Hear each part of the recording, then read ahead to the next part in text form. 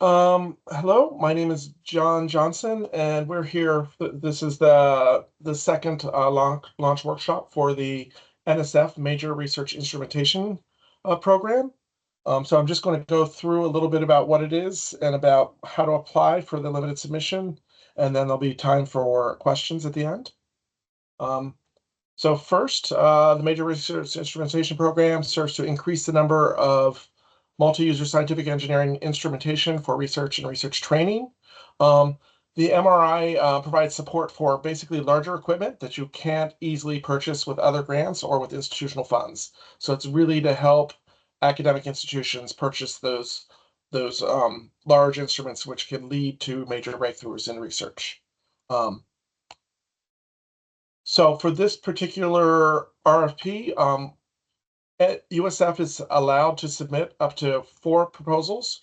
2 proposals in the track 1, and track 1 is instrument proposals in the range of 100,000 to 1.4 million. We're allowed to submit 1 track 2 proposal, which is a larger proposal for 1.4 million to 4 million. And this year there's a track 3. This is a new track, and this track is for equipment that conserves or reduces the consumption of helium.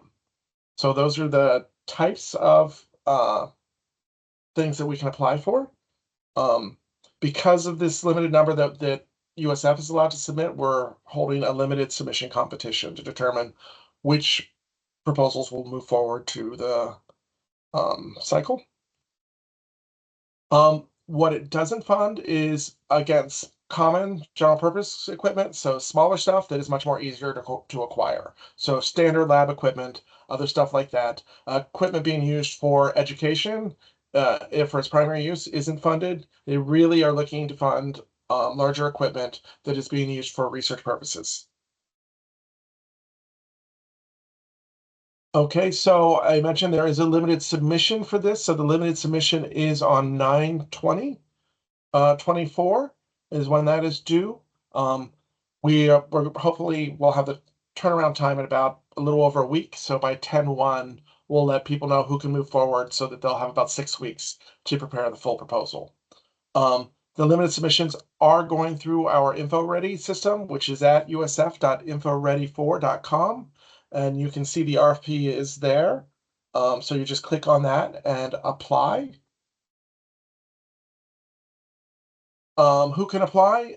Any tenure-track faculty or other USF employee with PI status or research appointments.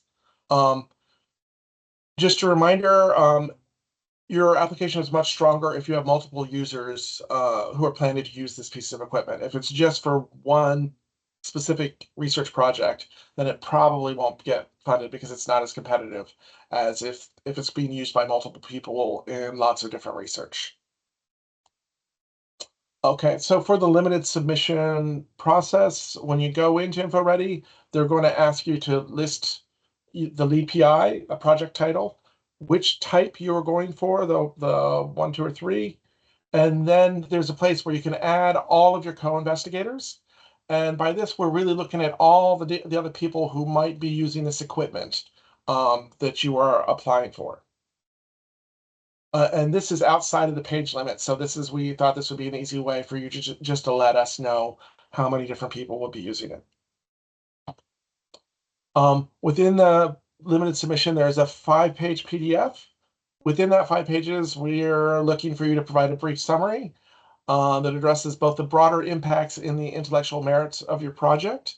These are NSF requirements. And so the reviewers are going to look at basically your response to this to see how competitive you'll be from an NSF perspective.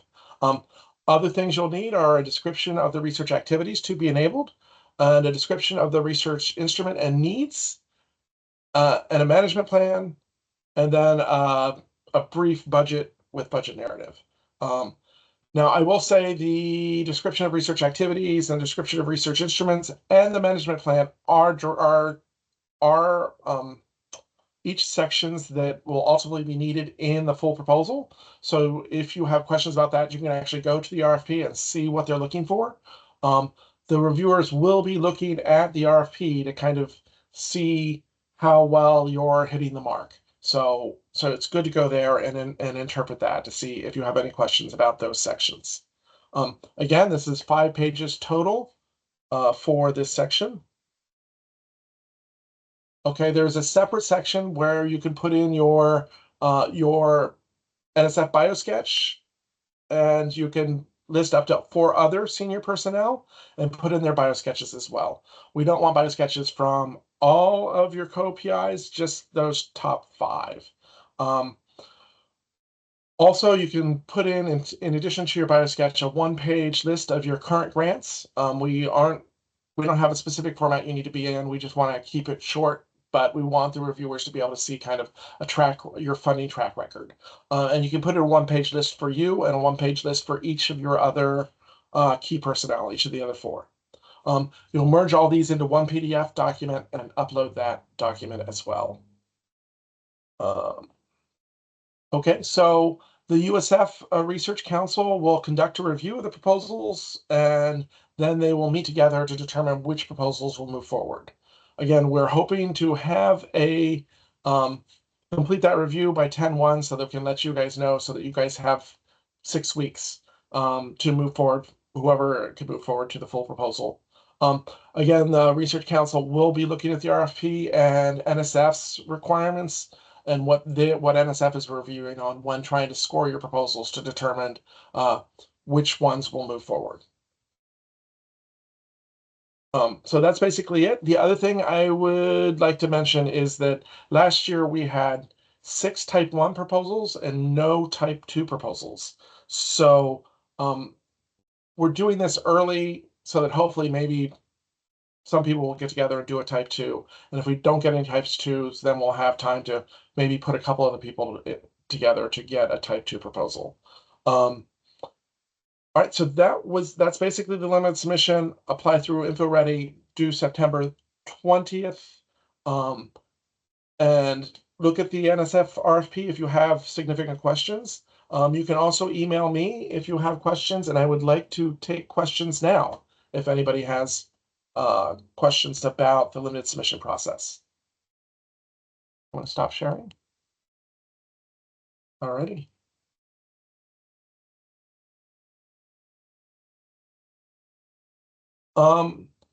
So question in the chat, will peer review feedback be provided? Yes, generally when the Research Council does peer reviews, they like to give some feedback to let people know like things they could do to improve their proposals, especially if they know that it's not being funded. They try and be helpful. Again, the Research Council is basically your fellow faculty, and they're there doing service for the university, and they want to help all of you. All right, any other questions?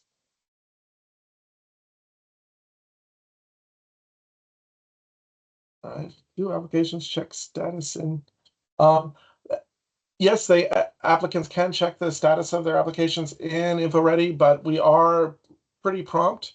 You can also always email me if you have questions, John Johnson, and it's at jtj2 at usf.edu. All right.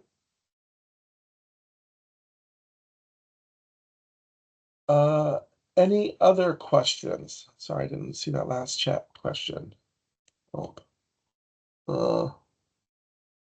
Yeah, and we will, when we make decisions, we will be emailing all of you via InfoReady to let you know if you were invited. And we also this year we got some requests that we will let people know who are the applicants that were chosen to go forward, just so that people know. We figure transparency is good, and the Research Council is very much for transparency, so that is not a problem, and we're hoping that will be helpful. Okay, any other questions? All right, I will say again, the limited submission deadline is 9/20 on InfoReady. You can go to usf.infoready4.com. I will drop that into the chat as well, just so it's there. And check it out there. Please don't wait till the last day. Do look at the RFP, because the reviewers are going to be looking at the RFP to see how responsive Your pre-proposal is to the actual requirements of the RFP. And I have someone else typing. And again, we are hoping to have all of the decisions made by October 1, so that we will be giving you guys 6 weeks in order to, whoever the finalists are, so they can move forward with their full applications. All right,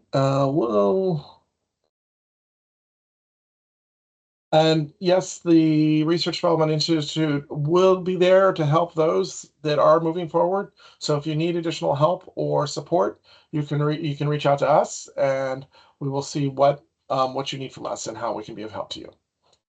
All right. If there are no other questions, then Tina, we can bring the recording to an end. And thank you for those who showed up, and we will be posting this on the web as well.